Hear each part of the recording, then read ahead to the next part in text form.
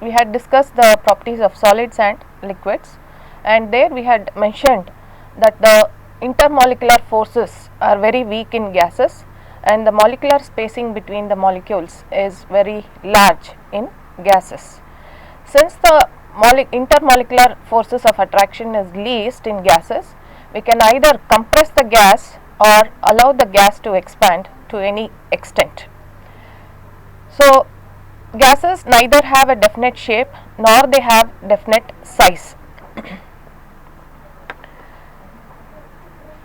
The properties or the behavior of the gases, the nature of the gases depends on three main variables, that is pressure, volume and temperature.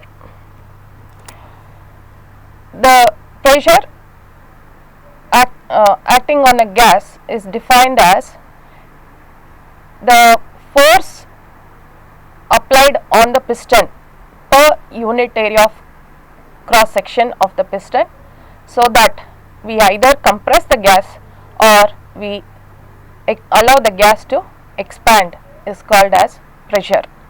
That is, if a mass of gas is taken in a cylinder having a tight fitting piston and a force F is applied, then the pressure is given by P is equal to F by A, where area of the piston is denoted as the letter capital A.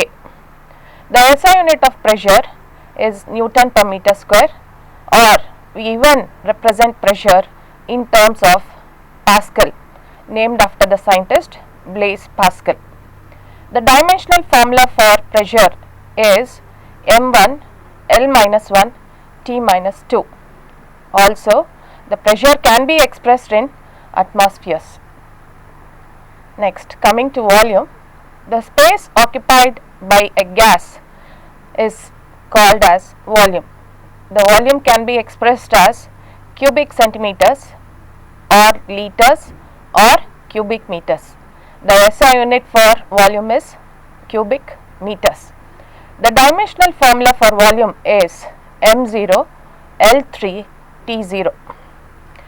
Temperature, the thermal condition of gas, whether how hot or how cold the gas is measured in terms of temperature. The units of temperature in SI system is Kelvin, that is, the temperature is measured in degree Kelvin, named after the scientist Kelvin. Also, the temperature can be measured in degree centigrades and degree Fahrenheit. The gases, the nature of the gases, as I told, it depends on the three parameters: pressure, volume and temperature. Keeping one of the parameter constant, we can check the variation of another two parameters with respect to each other. That is, if we keep temperature, we can check how the volume changes with the changes in pressure of the gas. That gives us one gas law called as Boyle's law. That is, we keep the temperature constant and check the variation of volume with respect to the pressure of the gas. That is known as Boyle's law. So, the compressibility of gas was studied by Robert Boyle in the who lived between 1627 to 1661. There is a slight mistake there. It is not 1961, it is 1661. At constant temperature, the law states that at constant temperature, the volume of a mass of gas varies inversely as its pressure. If P is the pressure of gas, V is its volume, keeping the temperature constant, that is, we are allowing the gas to expand isothermally. Temperature is kept constant, we are going to increase the volume of the gas. This process we call as isothermal expansion. So, according to Boyle's law, when a gas expands isothermally, the pressure is inversely proportional to its volume. So, P is inversely proportional to V, or P is equal to K by V, or P is equal to K, PV is equal to K, where K is the constant of proportionality. Thus, the product of pressure and the volume of the enclosed glass at constant temperature remains a constant. So, if PV are the pressure and volume of a gas at some temperature T1 and P1 V1 is some other values of pressure and volume at the same temperature T1, then PV is equal to P1 into V1. Here is the mechanism to explain the Boyle's law. We can see as the piston is moving downward, the volume reduces, whereas the pressure gauge shows a reading, increasing reading. It's shown in the figure. So, as the volume decreases, pressure increases. As the volume increases, pressure decreases. That is explained in this mechanism. So, pressure is inversely proportional to its volume. So, the graph is also plotted, volume versus pressure. We get a rectangular parabola. So, as the volume increases, pressure decreases. As the pressure increases, the volume decreases. That is shown in this mechanism. The next law is the Charles law. In Charles law, the pressure is maintained constant and we check how the volume changes with temperature. That is, when we heat a gas, the temperature is going to change, and when the temperature changes, how its volume is going to change is studied using the Charles law. According to Charles law, the volume of a gas increases or decreases by 1 by 273 of its volume at 0 degree centigrade for every degree rise or fall in temperature. If the pressure of gas is kept constant, let the volume of the gas at 0 degree centigrade be equal to V0. So, the volume of gas at 1 degree centigrade will be equal to V0 plus V0 by 273. For a temperature rise of 2 degree centigrade, the volume will be V0 plus V0 by 273 plus another V0 by 273. So, in general, if there is a temperature rise of T degree centigrade, the volume at T degree centigrade Vt is given by the formula Vt is equal to V0 into 1 plus T by 273, where the temperature T is measured in degree centigrade or degree Celsius. Charles law can also be stated as the volume of gas varies directly as the absolute temperature. If the gas is kept constant, if the gas is kept at a constant pressure T, if V and T are initial volumes and temperature, V1 and T1 are the final volumes and temperature of the gas, then V is directly proportional to its absolute temperature and V1 is also directly proportional to its absolute temperature T1. So, we get it as V by T is equal to V1 by T1 as a constant K, that K is again a constant of proportionality. The mechanism of Charles law is shown in this figure. So, as the pressure is kept constant at 1.50 SI units, the pressure gauge is constant at 1.50, we are changing the temperature by heating the gas. So, as we heat the gas, the volume, we can see the volume increases. So, the temperature increase, the volume also increases. So, a graph is also shown, volume versus temperature. As the temperature increases, volume also increases. We get a straight line for the graph, volume versus temperature. This straight line does not pass through the origin, instead it intercepts the x-axis as well as the y-axis. The y-intercept, where the graph meets the y-axis, is the volume at 0 degree centigrade or 273 Kelvin, that we represent it as V0, whereas the x-intercept, where the line meets the negative x-axis, is the temperature value for which the volume of the gas becomes 0. So, that temperature at which the volume of the gas becomes 0 is called as the absolute zero temperature. So, the absolute zero temperature here from the relation Vt is equal to V0 into 273 plus T by 273, keeping pressure constant. If we put T is equal to minus 273 degrees centigrade, then V volume at minus 273 degrees centigrade is equal to 0. So, at a temperature of minus 273 degrees centigrade, the volume of gas becomes 0. Such temperature is the absolute zero temperature, or we call it as 0 Kelvin. Next, absolute scale of temperature. When the first graph is the representation of the Boyle's law, the second graph is the representation of the Charles law, and the third graph is the next law what we are going to discuss, that is Gay-Lussac's law. So, in the first graph we have plotted volume versus pressure keeping temperature constant. Second graph we have plotted the graph volume versus temperature keeping pressure constant, and the third graph is pressure versus temperature keeping volume constant.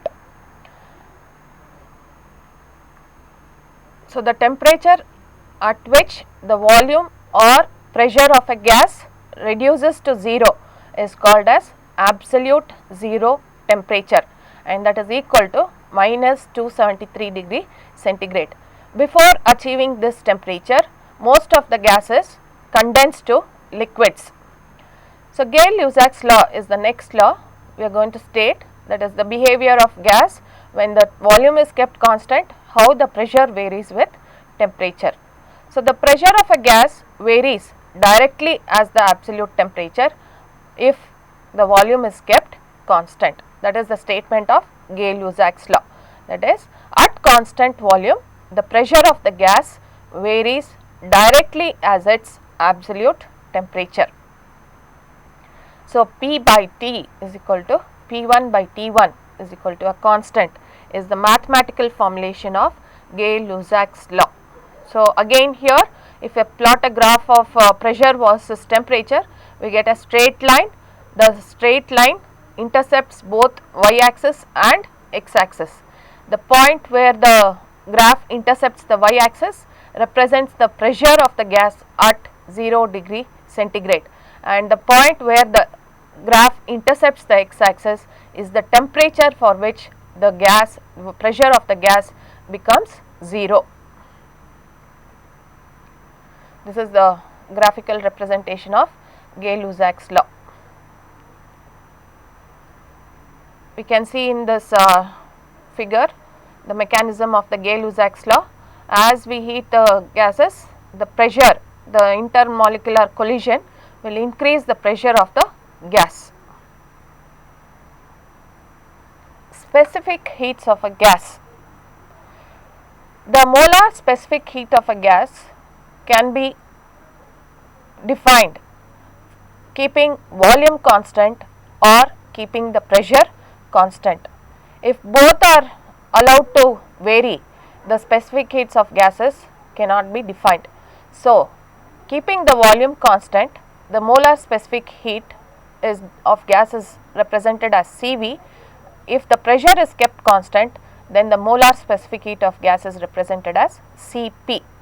So, the molar specific heat of gas at constant volume Cv is defined as the amount of heat required to raise the temperature of 1 mole of gas through 1 degree Kelvin, whereas the specific heat of gas at constant pressure Cp is defined as the amount of heat energy required to raise the temperature of 1 mole of gas through 1 degree Kelvin.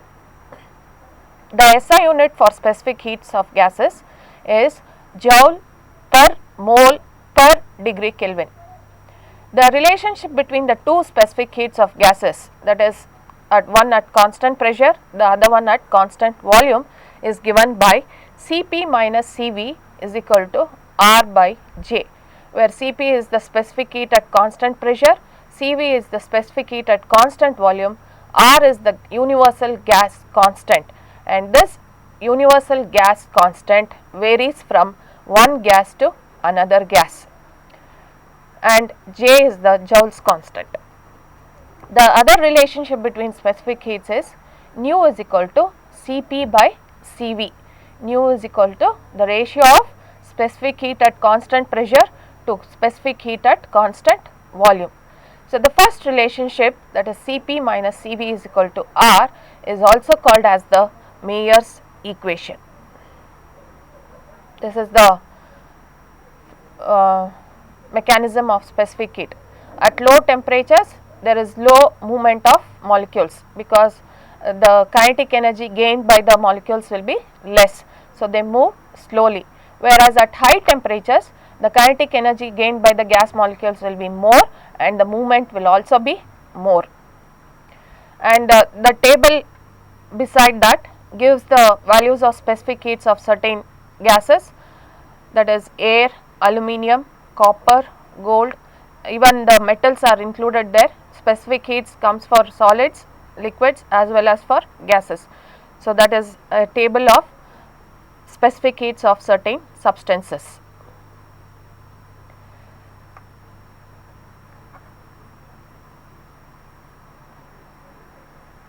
Now, using the three laws of gases, we can also derive the perfect gas equation, that is PV is equal to RT. So, any gas which obeys the gas laws are called as perfect gases or even as ideal gases. So, let us derive the equation, perfect gas equation, and then come back to solving the problems.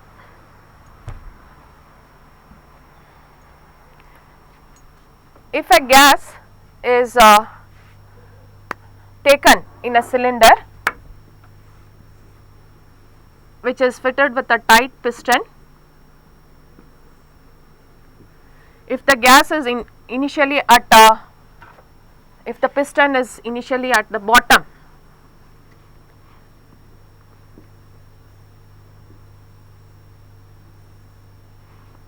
let the volume of the gas be V1 and the pressure of the gas be P1 at a temperature of T1.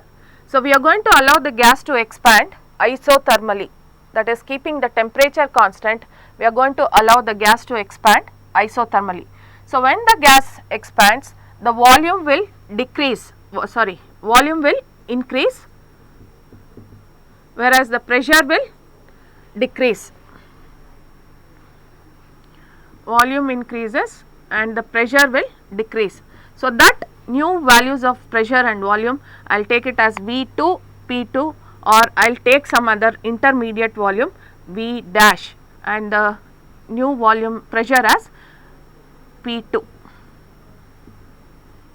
So, the volume increases, pressure decreases according to Boyle's law at constant temperature T1. So, the temperature T1 is remaining constant.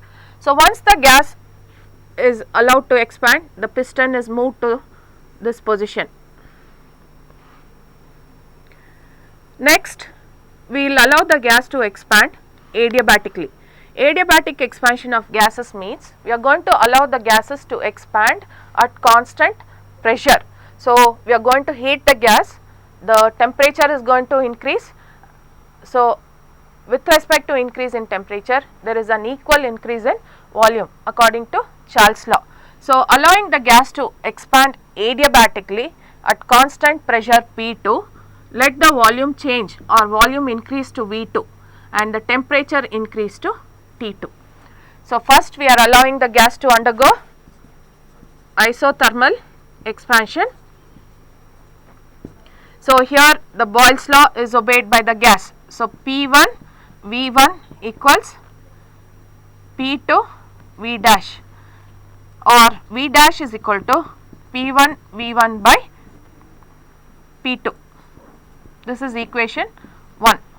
Next, we allow the gas to expand adiabatically, that is the pressure is kept constant and the volume is increasing from V dash to V2, temperature is increasing from T1 to T2. So, Charles' law is obeyed here. So, according to Charles' law, V1 by T1 equals to V2 by T2, but we are not going to take it as V1, the intermediate volume we are going to write it as V dash. So, V dash is again equal to V2 T1 by T2. This is equation 2. From the two equations, we can see the LHS is same. So, the RHS also must be same, that is P1 V1 by P2 must be equal to V2 T1 by T2. Rearranging the terms, we get P1 V1 by T1 equals P2 V2 by T2, that is equal to a constant, or P1 V1 is equal to P2 V2 equal to RT, or PV is equal to RT, that is the perfect gas equation. So, if a gas obeys all the three laws, that gas is called as perfect gas or ideal gas. So, any gas which is a perfect gas or ideal gas also obeys the perfect gas equation, PV is equal to RT, that is the perfect gas equation. So, using the Boyle's law, Charles' law and Gay-Lussac's law, we can solve the problems based on that. Next, for a gas there is a term called normal temperature and pressure or standard temperature and pressure, that in short we write it as NTP or STP. NTP or STP, normal temperature and pressure or standard temperature and pressure. The normal temperature for a gas is 273 degree Kelvin and the normal pressure or standard pressure is 1.013 into 10 to the power of 5 Newton per meter square, or 1.013 into 10 to the power of 5 pascals, or 101.3 kilo Pascal, or 76 centimeter of mercury, or we even write it as 760 millimeter of mercury, because the pressure in the last session, that is properties of liquids, we have derived an equation for pressure as pressure is dGh, where d is the density, g is the acceleration due to gravity and h is the height. So, here if we take a pressure gauge filled with mercury, the pressure of air at normal temperature, that is 273 degree Kelvin, the mercury will rise to a height of 76 centimeter. So, that can be substituted here, and the density of mercury is 13.6 and G is 9.8. Substituting those values of mercury, we get this value for pressure. Or if we write the same height in terms of millimeter, we can write it as 760 mm of mercury. So, that is the value of standard temperature and pressure or normal temperature and pressure, NTP or STP for a gas. Now, using the three laws, Boyle's law, Charles' law, Gay-Lussac's law and also the perfect gas equation, we can solve the problems. So, the first problem seen on the screen is a mass of oxygen occupies a volume of 350 cc at a temperature of 15 degree centigrade and a pressure of 730 mm of mercury. Calculate its volume at NTP. So, solution of this problem is, so the data given to us in the problem is, so a volume of gas 350 cc is happening at a temperature of 15 degree centigrade. So, that we take it as the initial volume and temperature V1 T1. So, V1 is 350 cc, the temperature, initial temperature T1 is 15 degree centigrade. So, to convert that 15 degree centigrade to Kelvin, we add 15 to 273. So, we get a temperature of 288 degree Kelvin. The normal, we are asked to calculate the volume at NTP. So, as I told, the normal temperature is 273 degree Kelvin and the normal pressure is 76 centimeter or 760 mm of mercury. So, the initial pressure is given in the problem is 730 mm. So, using the perfect gas equation, P1 V1 by T1 equal to P2 V2 by T2, rearranging the terms, we get the formula for the new volume, the final volume of the gas V2 as P1 V1 T2 by P2 into T1. So, substituting the data available with us, 73 centimeter into 350 cc into 273 degree Kelvin divided by 76 into 288 gives us a volume of 318.7 cc of gas. So, that is a problem based on the perfect gas equation, PV is equal to RT. So, the next problem is, a certain mass of gas occupies 200 cc at 100 degree centigrade, compute its volume at 0 degree centigrade, the pressure remaining constant. So, here the data available for us is, the initial volume of the gas is 200 cc at a temperature of 100 degree centigrade. So, converting that to Kelvin, we get the temperature T1 as 373 degree Kelvin. Keeping the pressure constant, T2 is 0 plus, we are asked to find out the volume at 0 degree centigrade, that is 0 plus 273 degree Kelvin. So, since the pressure is remaining constant, the law which has to be applied here is the Charles law, that is at constant pressure the volume of the gas varies directly as its absolute temperature, or V1 by T1 equal to V2 by T2 equal to a constant. So, rearranging the terms, we get the volume V2 is equal to V1 into T2 by T1, that is V2 is equal to 200 into 273 divided by 373, that is equal to 146.4 cc. So, we get the volume as 146.4 cc. Pressure remaining constant, Charles law has to be applied for this problem. So, depending on the data, what is remaining constant, we have to choose the correct law. If the temperature is remaining constant, we have to apply Boyle's law. If the pressure is remaining constant, we will apply Charles law. If the volume is remaining constant, we will have to apply Gay-Lussac's law. The next problem, a gas of 13 degree centigrade has its temperature raised so that its volume is doubled, the pressure remaining constant. What is the final temperature? Here again the pressure is remaining constant, so we will have to apply Charles law.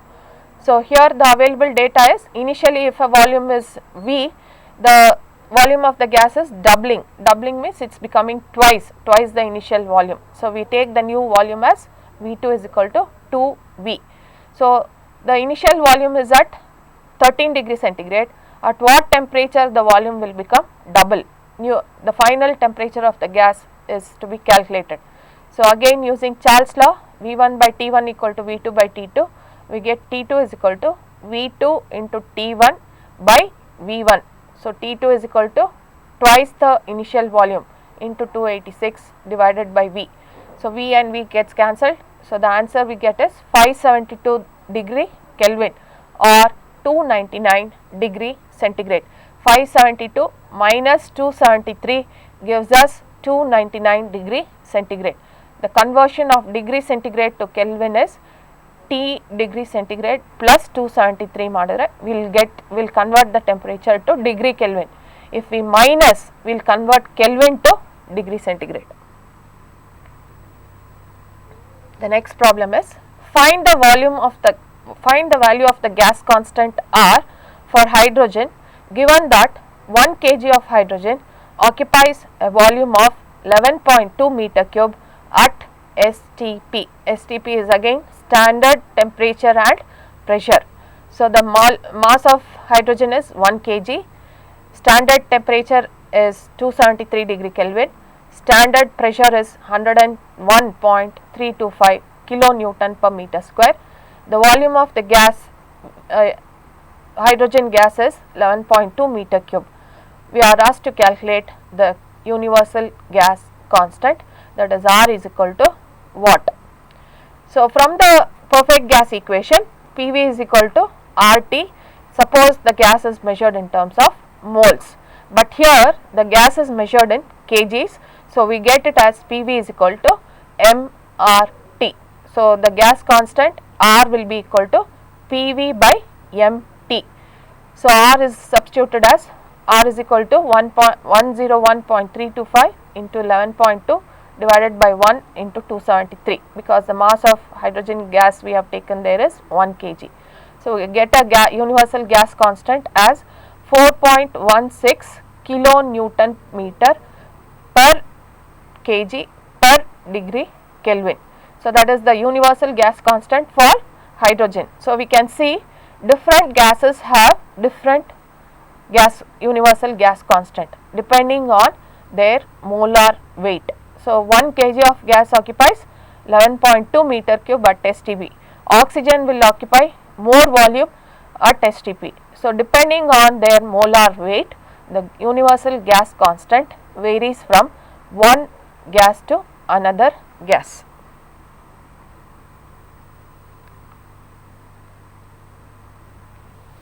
Thermal or heat capacity of a gas. If we take any gas, say a gas of 1 mole, the heat required to raise the temperature of 1 mole of gas by 1 degree Kelvin is what we call as specific heat of gas.